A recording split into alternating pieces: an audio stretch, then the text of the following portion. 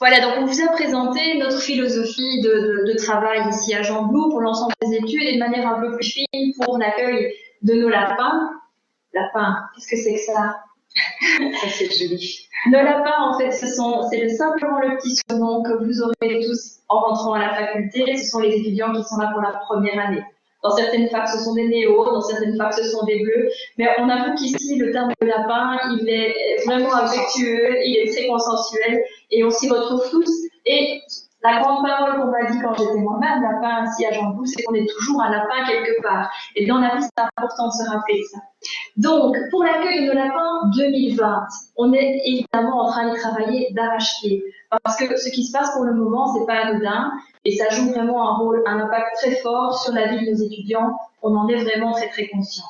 On n'a pas plaisir à les savoir, retourner chez leurs parents, se déconnecter du travail en bibliothèque, du travail de groupe.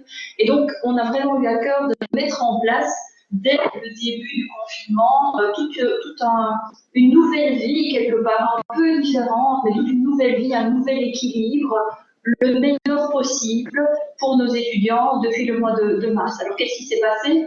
On a évidemment virtualisé tous nos enseignements, donc les cours se sont donnés à distance, soit via les systèmes de podcast, soit via le système collaboré dans lequel nous sommes pour le moment, ou d'autres systèmes de visioconférence. Et nous avons travaillé avec les enseignants pour que tous les cours qui étaient des cours de terrain puissent se passer au travers de vidéos. Et donc vous allez pouvoir découvrir des réalisations, par exemple, mais il y en a beaucoup d'autres, de notre enseignante botanique qui a fait des excursions virtuelles pour vraiment pouvoir quasiment emmener les étudiants qui sont chacun rentrés chez eux dans l'excursion qui aurait dû avoir lieu sur le terrain. Donc, ça, c'est l'enseignement qui s'est mis en place vraiment sans urgence, mais avec une énergie vraiment extraordinaire de la part de toutes les équipes enseignantes. Ça a été vraiment impressionnant. Mais ce n'est pas tout. L'enseignement, c'est une chose. Mais vous nous entendez depuis le début parler des étudiants, parler de leur développement personnel, parler de l'humain. Et ça, c'est peut-être une chose qui, particulièrement à Jean Blou, a eu un poids énorme. L'humain à Jean Blou, c'est vraiment important. Donc, au-delà des cours, au-delà des examens que nous sommes aussi en train de préparer à distance, vous avez des illustrations ici de ce que les enseignants ont créé pour leurs travaux pratiques en ligne, pour leurs examens en ligne, pour adapter vraiment leur enseignement, pour que nos étudiants soient aussi confortables et diminuer le niveau de stress par rapport aux évaluations. On leur a fait des petits tests ludiques, on leur a fait la possibilité vraiment d'essayer à leur rythme de chez eux l'ensemble des dispositifs d'évaluation qu'on va mobiliser. Et dans un esprit, Jean Blou, serein, détendu, vous voyez qu'on leur a posé des questions auxquelles ils étaient totalement à l'aise pour répondre, de manière à ce que ce soit vraiment la technique d'évaluation qui puisse primer. Et surtout, comme je le disais, l'humain, nous avons essayé de recréer un campus virtuel autant que possible, autant que faire se pouvait, avec énormément d'activités de type sportif, de type culturel, de type de mise en commun d'expériences, de partage de nouvelles. Et nous avons créé ça au travers d'un groupe Facebook fermé où il y a plus de 1300 personnes. Les membres du personnel, les étudiants se sont remis ensemble. Notre coach sportif nous postait tous les jours à 8 heures un petit workout. Nos ONG ou les gens qui travaillent dans les ONG au sein de la faculté postaient tous les soirs des vidéos, des débats pour avoir vraiment élargi un peu les discussions. Les enseignants de statistiques donnaient des challenges aux étudiants sur l'évolution des chiffres et la meilleure manière de les analyser. Tout ça pour vous dire que c'est vraiment l'esprit, l'humain, la discussion, vraiment l'ambiance de notre campus qui pour nous est une richesse sans nom, qui a été recréée de façon, oui, imparfaite certainement, mais qu'on a tenu à recréer dans le cadre de cette crise.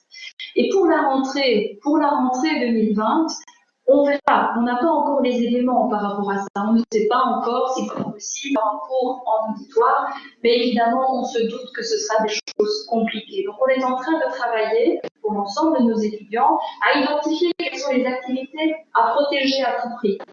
Et là-dedans, on imagine assez naturellement les activités pratiques, les laboratoires, les activités dans les labos botaniques, de chimie, qui sont vraiment des éléments où la pratique vraiment est importante.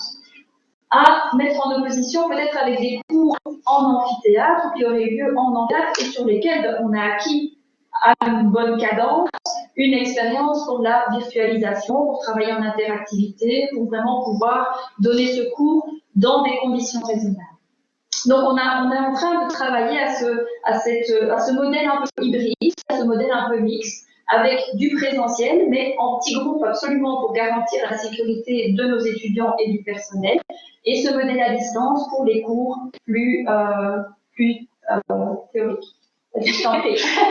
Et donc, évidemment, on est conscient qu'il faut faire ça pour tous nos étudiants, ça c'est évident, mais on va donner vraiment un gros coup pour les étudiants, pour vous, qui allez nous rejoindre et qui allez commencer finalement votre vie dans ce contexte un petit peu particulier. Et donc, vous avez vu qu'on fait déjà beaucoup de choses pour les lapins, mais on va vraiment plus travailler pour vous accompagner parce que finalement, si on reste dans cette ambiance où il y aura du présentiel et du à distance, il va falloir beaucoup travailler avec vous. Finalement, ce métier d'étudiant qui est en train d'évoluer et le métier d'enseignant aussi. Donc voilà, mais soyez rassurés et soyez convaincus que si, évidemment, on travaille pour tous nos étudiants, les étudiants primants ont vraiment une place de choix et l'ont toujours eu ici à Jean-Claude et on continuera vraiment dans ce contexte-là à encore plus vous accompagner pour pas que vous soyez perdus par cette organisation qui est finalement quelque chose d'assez nouveau.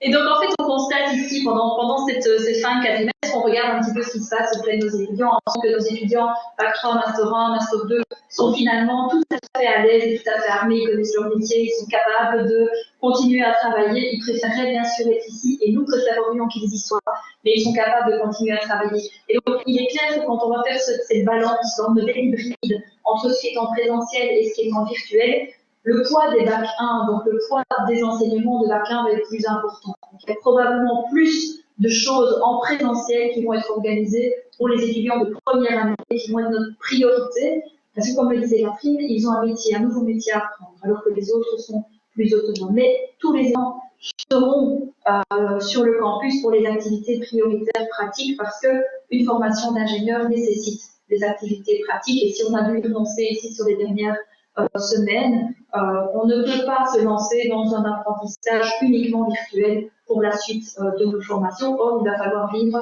dans la situation actuelle encore quelques mois. Donc, on travaille d'arrache-pied pour que ce soit organisé de manière sécure, mais efficace, avec une formation qui est une formation de qualité.